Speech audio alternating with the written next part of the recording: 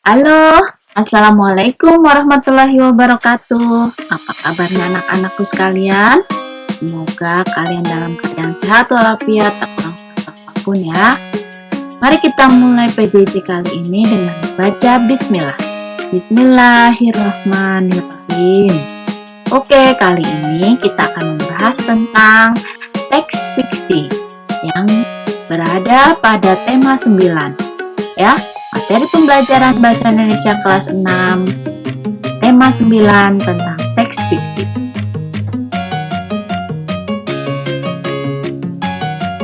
Anak-anak, kamu sudah tahu belum apa artinya teks fiksi? Nah, tentu kebalikannya dengan teks non-fiksi ya.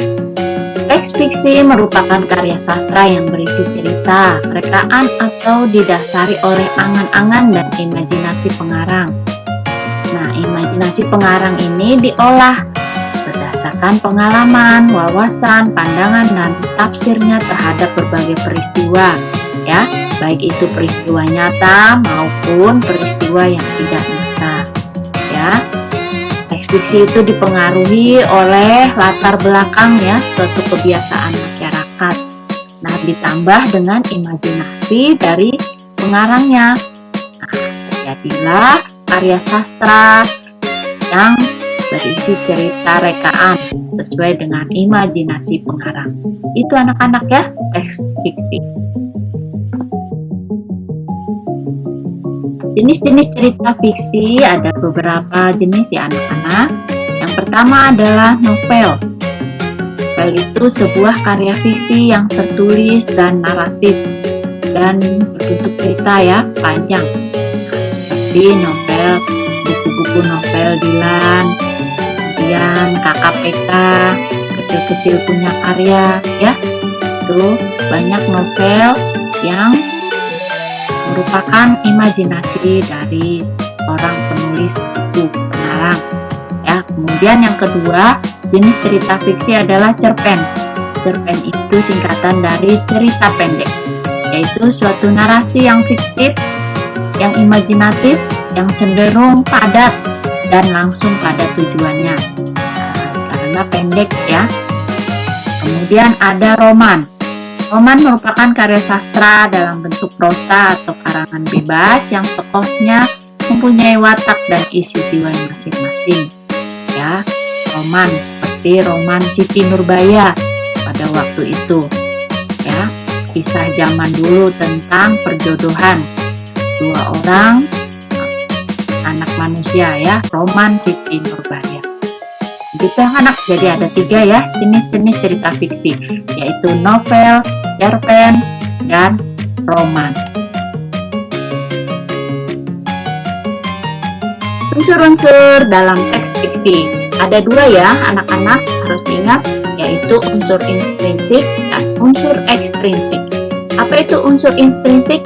Yaitu unsur yang terdapat dalam cerita fiksi dan merupakan unsur yang membangun ya, unsur yang membangun sebuah cerita.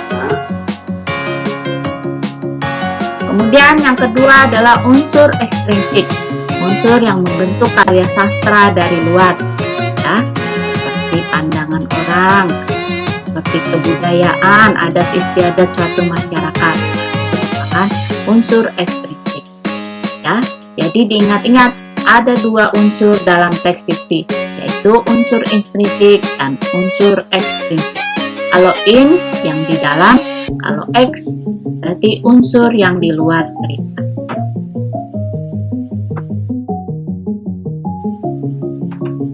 Dalam unsur-unsur intrinsik, kita bisa menemukan beberapa unsur ya. Yang pertama adalah tema, kedua gagasan, alur plot, yang ketiga konflik, dan seterusnya sampai ada 7 ya, klimaks, latar, amanat, dan sudut pandang. Dalam unsur intrinsik, apa yang dimaksud dengan tema? Tema merupakan gagasan dasar yang terkandung dalam teks fiksi ya anak-anak, yang mendasari sebuah cerita. Kemudian ada tokoh, tentu dalam setiap cerita ada tokoh pelakunya ya dalam setiap karya sastra, termasuk sifat dan karakternya. itu merupakan unsur intrinsik, sifat dan karakter dari pelaku tersebut. Ada pelaku utama, tokoh utama, dan tokoh tambahan, ya. Kalau tokoh yang mempunyai sifat atau karakter yang baik disebut tokoh protagonis. Apabila mempunyai karakter yang jahat disebut tokoh antagonis, ya. Nah, kemudian yang ketiga adalah alur plot. Apa itu?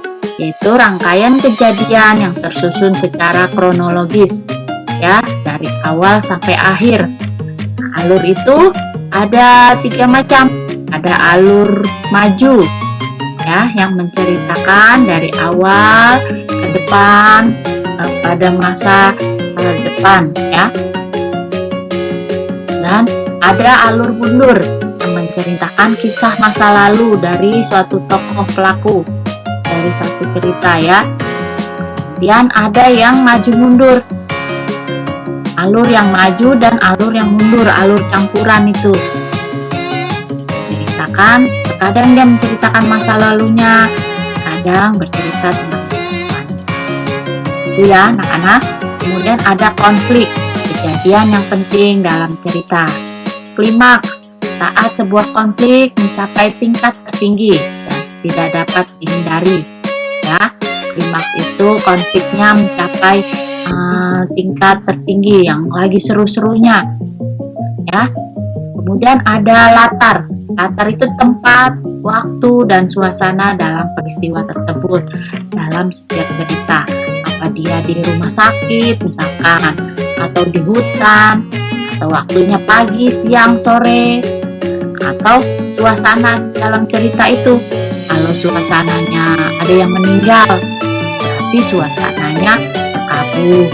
Kalau mendapat hadiah, suasananya gembira atau sedih, ya, pasti ada sebabnya. Kenapa orang dapat hadiah kok sedih?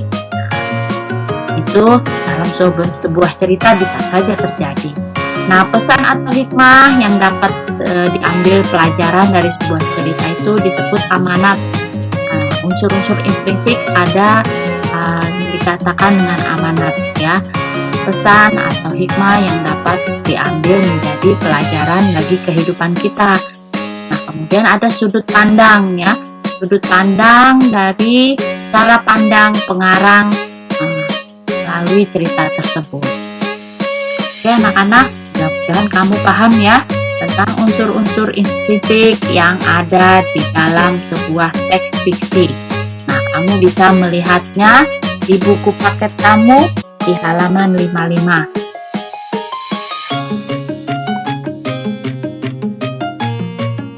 Kemudian ada unsur-unsur ekstrinsik.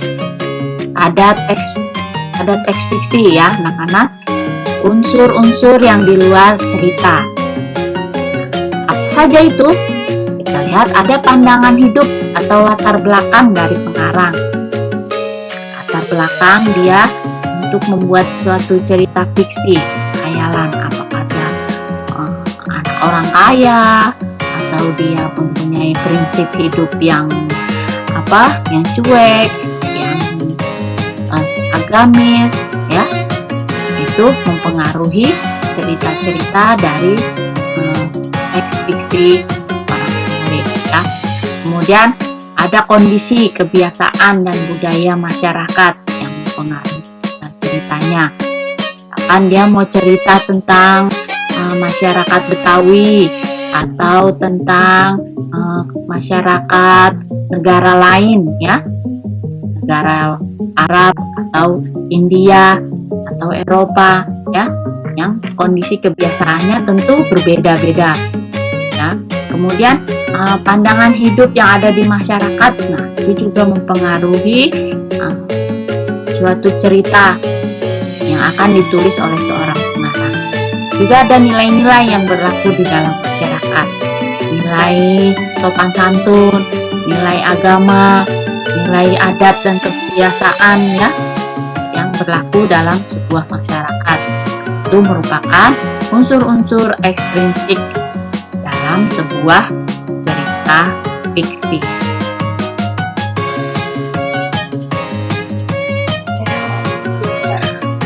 Tahukah kamu, cerpen atau cerita pendek itu merupakan salah satu karangan fiksi.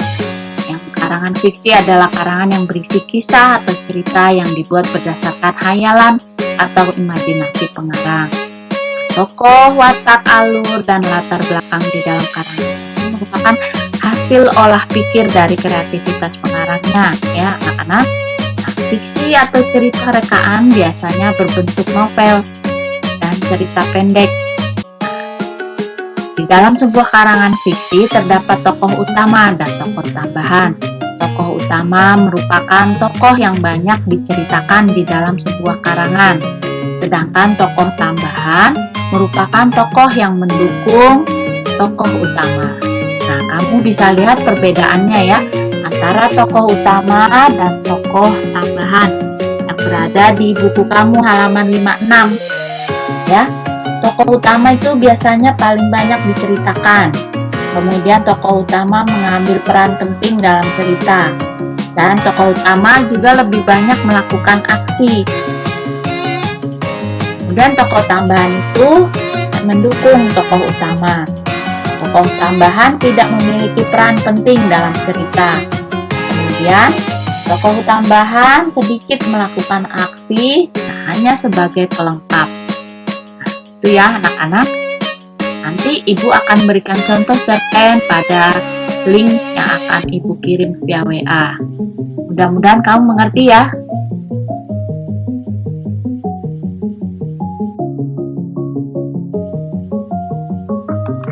Mudah-mudahan kamu mengerti ya anak-anak materi PJJ hari ini. Kalau belum, kamu bisa mengulang-ulanginya lagi, melihat video yang ibu berikan, dan membaca lagi buku-buku paket kamu ya. Harus rajin. Nah, untuk menguji pemahaman kalian, coba kalian kerjakan. Ada 5 soal yang ibu berikan. Nanti kamu jawab di link yang akan ibu berikan via WA ya. Yang pertama adalah, apakah yang dimaksud dengan teks fiksi? Kamu jelaskan tuh apa maksudnya. Kemudian bandingkan teks fiksi dengan teks non-fiksi dengan memberikan masing-masing contohnya. Kamu tentu masih ingat ya, teks non-fiksi. Kemudian yang ketiga, pernahkah kamu membaca novel? Nah, coba sebutkan 2 judul novel yang pernah kamu baca. Yang keempat, sebutkan unsur-unsur yang terdapat dalam teks fiksi.